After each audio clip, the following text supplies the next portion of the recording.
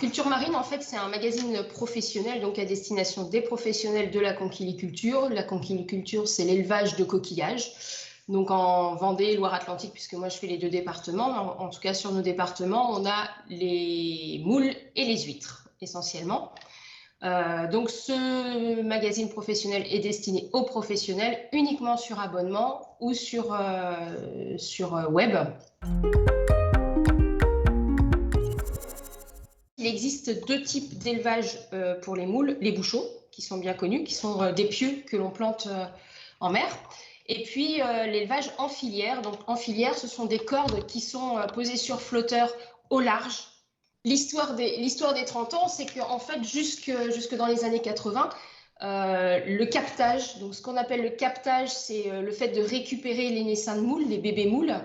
Le captage naturel se faisait sur les bouchots. Donc en fait, sur les pieux, on enroulait des cordes qui captaient les bébés moules. Et puis les captages n'étaient pas très très bons au niveau de la proximité de la terre. Donc il y a deux personnes qui sont Yannick Marionneau et Bernard Bouillet, qui en 1980 se sont dit qu'est-ce qu'on pourrait faire d'autre pour pouvoir capter un petit peu mieux nos bébés moules. Donc ils sont allés voir en Bretagne et à l'étranger, en Irlande, en Espagne, ce qui se faisait. Et ils se sont rendus compte que la pousse, le captage, était plutôt pas mal en offshore, donc au large. Les années passent et en 90-92, le système est au point.